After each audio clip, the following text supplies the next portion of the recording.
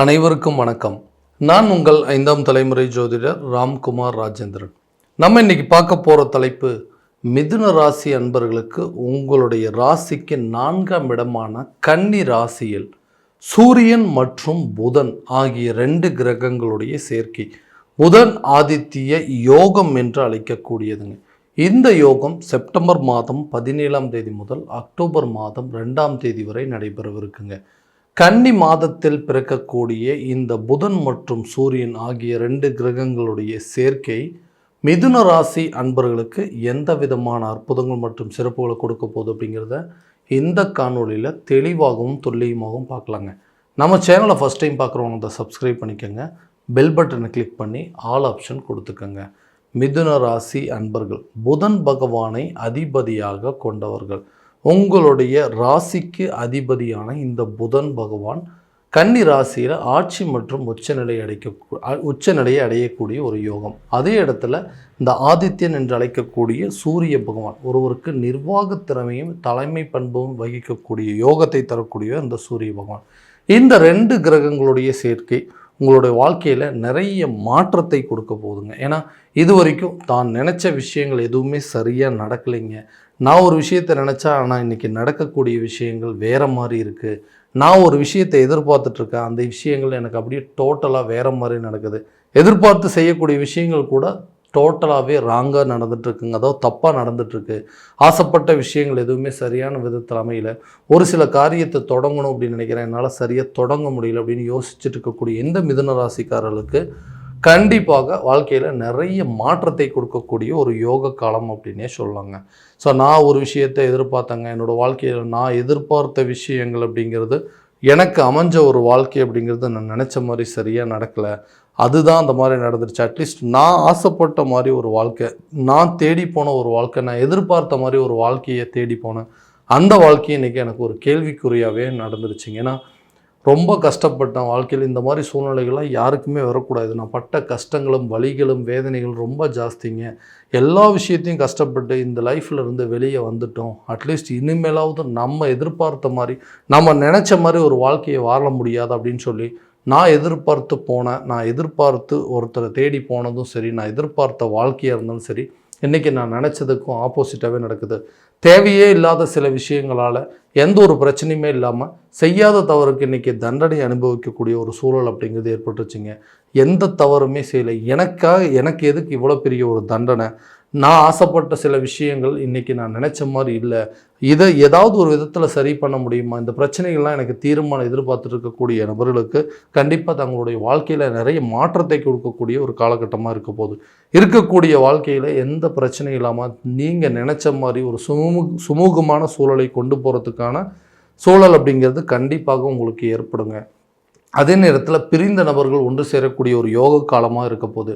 எந்த தவறும் செய்யாமல் இன்றைக்கி 2 பேருமே பிரிந்து ஆளுக்கு ஒரு திசையில் வாழ்ந்துட்டுருக்குறோம். குடும்ப சூழல் அப்படிங்கிறது சரியான விதத்தில் அமையலை அப்படின்னு எதிர்பார்த்துட்ருக்கவங்களுக்கு கண்டிப்பாக பிரிந்த நபர்கள் ஒன்று சேரக்கூடிய ஒரு தருணமாக இருக்க போதுங்க. விட்டு சென்றவர்கள், விலகி சென்றவர்கள் உங்களை தேடி வரக்கூடிய ஒரு காலகட்டமாக இருக்க போதுங்க. லவ் பண்ணிகிட்டு இருக்கும்போது எந்த பிரச்சனையும் இல்லைங்க, சராசரியாக எல்லாத்துக்கும் வரக்கூடிய சின்ன சின்ன சண்டைகள் தான். அந்த சண்டை இன்றைக்கி பெரிய அளவில் கொண்டு போய் நிறுத்திடுச்சுங்க. இன்றைக்கி 2 பேரும் பிரிக்கக்கூடிய அளவுக்கு சில சூழல்கள் வந்துருச்சு. இந்த காதல் அப்படிங்கிறது திருமண லெவலுக்கு கொண்டு போக முடியுமா? அங்கே பெற்றவங்கக்கிட்ட சொல்லி சம்மதம் வாங்கிட்டு நாங்கள் ஒரு நல்ல மன வாழ்க்கையை ஏற்படுத்த முடியுமான்னு எதிர்பார்க்குறவங்களுக்கு இந்த யோக காலகட்டங்கள் ஒரு நல்ல அற்புதமான பலனை கொடுக்க போதுங்க. ரொம்ப நாளாக கல்யாணம் ஆகாத நபர்களுக்கு கூட கூடிய விரைவில் திருமணம் நடக்கக்கூடிய ஒரு சில யோகங்கள் அப்படிங்கிறது கண்டிப்பாக இருக்கும். குழந்தை பாக்கியம் இல்லாத தம்பதியினருக்கு குழந்தை பாக்கியம் அப்படிங்கிறது கண்டிப்பாக ஏற்படக்கூடிய ஒரு தருணமாக இருக்க போதுங்க. வேலையில் இருக்கக்கூடிய நபர்கள், உத்தியோகத்தில் இருக்கக்கூடிய நபர்களுக்கு தான் எதிர்பார்த்த ஒரு வேலை அப்படிங்கிறது உங்களை தேடி வரும். இது வரைக்கும் அந்த வேலையில் வந்த சில கஷ்டங்கள், அதே போல் அங்கே இருந்த சில பிரச்சனைகள் அப்படிங்கிறது உங்களை விட்டு விலகி போகும். புதிய வாய்ப்புகள் உங்களை தேடி வரும். பட்டம் பதவி தேடி வரக்கூடிய ஒரு காலகட்டமாக இருக்க போது. அரசு சம்மந்தப்பட்ட அனுகூலங்கள் அப்படிங்கிறது கண்டிப்பாக இருக்குங்க. கவர்மெண்ட் ஜாபுக்கு ட்ரை பண்ணிகிட்டு இருக்கிறவங்களுக்கு கூட இந்த காலகட்டங்களில் நிச்சயமாக ஒரு நல்ல வேலை அப்படிங்கிறது உங்களுக்கு நிச்சயமாக கிடைக்க போதுங்க. தொழிலில் இருக்கக்கூடிய நபர்களுக்கு தான் நினச்சபடி பிஸ்னஸ் டெவலப் பண்ண முடியல அப்படின்னு யோசிச்சுட்டு இருந்த காலம் போய் நீங்கள் உங்களுடைய தொழிலில் நல்ல சிறப்பாக விளங்கக்கூடிய ஒரு காலகட்டமாக இருக்க போகுது. ஒரு நல்ல வாய்ப்பு ஒன்று அப்படிங்கிறது உங்களுக்கு கிடைக்குங்க. அந்த வாய்ப்பை பயன்படுத்தி அடுத்த லெவலுக்கு உங்களுடைய முயற்சிகளை கொண்டு போகிறதுக்கான ஒரு வாய்ப்புகள், சூழல் அப்படிங்கிறது இருக்கும். ஏதாவது ஒரு விஷயத்தை பண்ணி புதுசாக ஒரு தொழிலை தொடங்கணும் அப்படிங்கிற ஒரு முயற்சியில் இருக்கக்கூடியவங்களுக்கு புதிய தொழிலை தொடங்குவதற்கான வாய்ப்பும், அந்த தொழிலுக்கு தேவையான நிதி தட்டுப்பாடுகள் அப்படிங்கிறது உங்களை விட்டு விலகுங்க. தேவையில்லாத இருந்து வந்த சில பண பிரச்சனைகள் அப்படிங்கிறது இந்த இடத்துல விலகக்கூடிய ஒரு தருணமாக இருக்க போதுங்க. அடுத்த விஷயம், இந்த ஒரு சொத்து பத்துக்களை வாங்கணும், வீடு வாங்கணும், வண்டி வாகனம் வாங்கணும், வீட்டுக்கு தேவையான பொருட்களை வாங்கணும் அப்படின்னு சொல்லி நிறைய முயற்சிகள் எடுத்துகிட்ருக்கோம். எதுவுமே எனக்கு சரியான விதத்தில் அமையவே இல்லைங்க. எல்லா விதத்துலேயும் நான் முயற்சி பண்ணிட்டேன்னா எனக்கு கிடைக்க வேண்டிய சில விஷயங்கள், சராசரியாக கிடைக்க வேண்டிய சில விஷயங்கள் கூட என்னால் சரி பண்ண முடியல. வீடு கட்டணும் அப்படின்னு முயற்சி பண்ணால் சரியாக அந்த வீடு கட்டுறதுக்கு உண்டான லோன் அப்படிங்கிறது கிடைக்கல. அந்த நேரத்தில் அந்த வீடு சம்மந்தப்பட்ட சில வில்லங்கங்கள் அப்படிங்கிறதும், பூர்வீக சொத்துக்கள் இருக்கக்கூடிய பிரச்சனைகள் சொல்லி ஏதாவது ஒரு காரணத்துக்காக எடுத்த முயற்சிகள் எல்லாமே தடைபட்டுருக்கு. அந்த தடைகள் உங்களை விட்டு அகலும். வீடு சம்மந்தப்பட்ட சில முயற்சிகளும், வண்டி வாகனங்கள் சம்மந்தப்பட்ட சில யோகங்கள் அப்படிங்கிறதும், அதே நேரத்தில் வீட்டுக்கு தேவையான சில பொருட்களை வாங்குவதற்கான யோக காலகட்டமாக இருக்க போகுது. கணவன் மனைவிக்கிடையே இருக்கக்கூடிய கருத்து வேறுபாடுகள் அப்படிங்கிறது அகலும். தான் எதிர்பார்த்தபடி தனக்கு தேவையான விஷயங்களை செய்து கொடுக்கக்கூடிய ஒரு காலகட்டமாக இருக்க போதுங்க. ஆரோக்கியத்தில் சில பிரச்சனைகள் அப்படிங்கிறது தொந்தரவு கொடுத்துட்டே இருக்குங்க. ஏதாவது ஒரு விதத்தில் அந்த பிரச்சனைகள் அப்படிங்கிறது தீராதான். வீட்டில் யாராவது ஒருத்தருக்கு மாற்றி உடல் ரீதியாக சில பாதிப்புகள் அப்படிங்கிறது கொடுத்துட்ருக்கு. சரியான விதத்தில் சுறுசுறுப்பாக செயல்பட முடியல. ஆரோக்கியத்தில் சில குறைபாடுகள் இருக்குதுன்னு சொல்லக்கூடிய நபர்களுக்கு இந்த 4ஆம் இடமான சுகஸ்தானத்தில் இந்த கிரகங்களுடைய சேர்க்கை அப்படிங்கிறது ஏற்படும் போது ஆரோக்கிய ரீதியாக இருக்கக்கூடிய பிரச்சனைகள் அப்படிங்கிறது உங்களை விட்டு விலகும். ஆரோக்கியத்தில் நல்ல ஒரு முன்னேற்றம் அப்படிங்கிறது இருக்குங்க. தேவையில்லாத மருத்துவ செலவுகள் அப்படிங்கிறது அகலக்கூடிய ஒரு காலகட்டமாக இருக்க போதுங்க. அடுத்த விஷயமா, இந்த கல்வி சம்மந்தப்பட்ட விவகாரங்கள், கல்வியிலிருந்து வந்த மந்த நிலைகள், கல்விக்கு தேவையான சில முன்னேற்றம், அந்த ஃபீஸ் கட்டுறதுக்கு உண்டான சில பிரச்சனைகள் அப்படிங்கிறதெல்லாம், இந்த நிதி பிரச்சனை அப்படிங்கிறது தீரும்.